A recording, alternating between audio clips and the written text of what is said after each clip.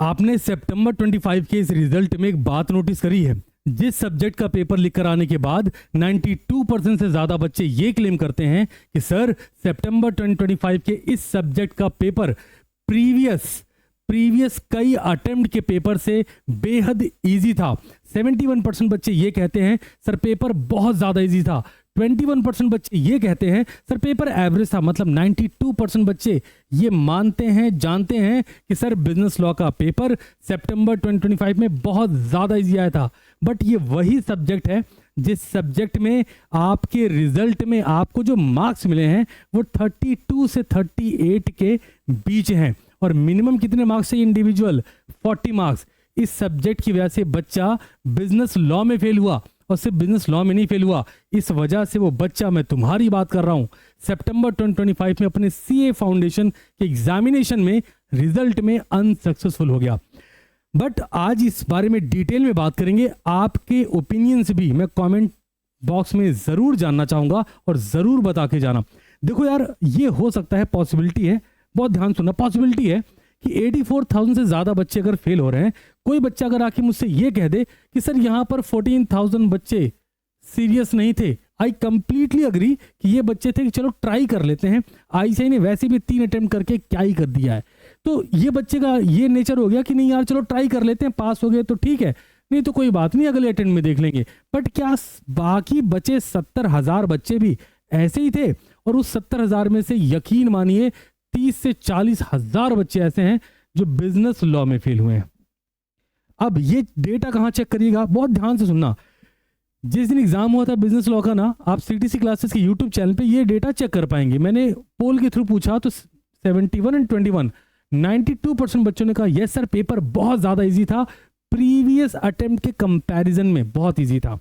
लेकिन जब आज जब मैं सेशन रिकॉर्ड कर रहा हूँ, आज जब मैंने बच्चों से पूछा कि ऐसा कौन सा सब्जेक्ट है जिसकी वजह से आप अनसक्सेसफुल हुए हैं, आप रेशियो देख रहे हो बिजनेस लॉ, और मैं वो शॉक नहीं हुआ। क्यों नहीं हुआ शॉक? क्योंकि हजारों बच्चों ने मुझे रिजल्ट भेजे, मैं उनके रिजल्ट देख रहा हूं कि बच्चा इसी सब्जेक्ट में फेल हो गया। अब देखो यार, हम आईसीआई को 100% ब्लेम नहीं कर सकते, लेकिन मैं यहां बात करना चाह रहा हूं वो जो 50,000 बच्चे अगर फेल हुए हैं जिन्होंने बहुत मेहनत करी थी।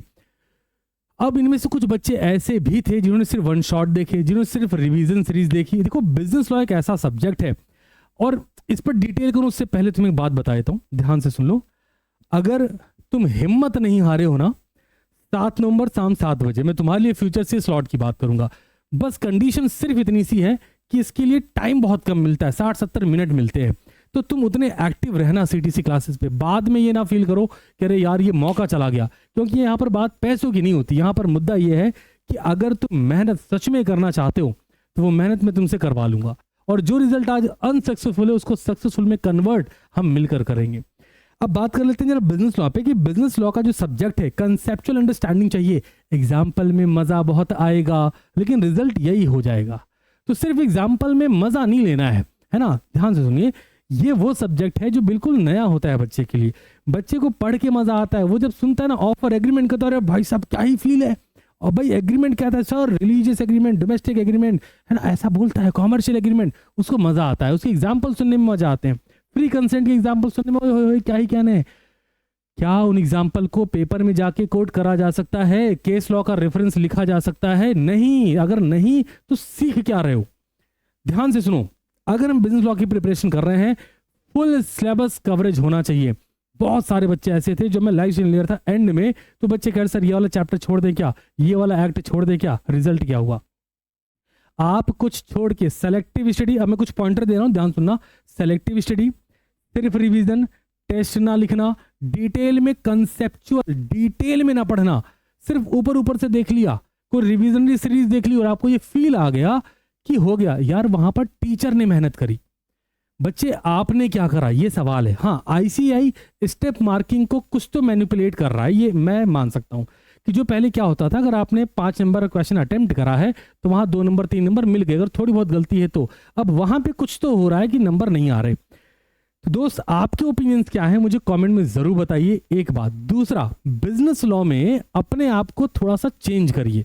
हाँ, इस फ्यूचर से स्लॉट में वो मैं करवा दूंगा, बट मेरा आपसे प्रश्न है, क्या आप दिल से इसके लिए रेडी हैं? और कहीं हिम्मत तो नहीं हारे हैं।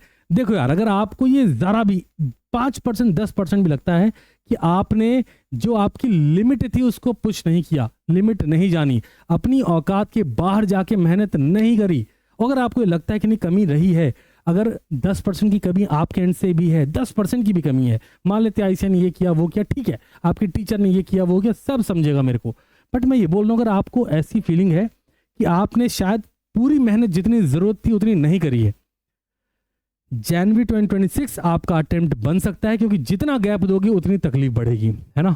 आज अभी 5 तारीख है, कल का दिन है, परसों 7 तारीख शाम 7 में बात करूंगा फ्यूचर से स्लॉट के बारे में। और आई हाईली रिकमेंड कि अगर आपने डिसिप्लिन रखा, यही पता लग जाएगा, क्योंकि 60 मिनट का टाइम मिलेगा, समझ लो, शाम 7 बजे 7 तारीख को 60 मिनट का टाइम मिलेगा फ्यूचर से स्लॉट में आने के लिए। अब यही पता लग जाएगा, जो बच्चा डिसिप्लिन में होगा वो आराम से ज्वाइन कर ले जाएगा।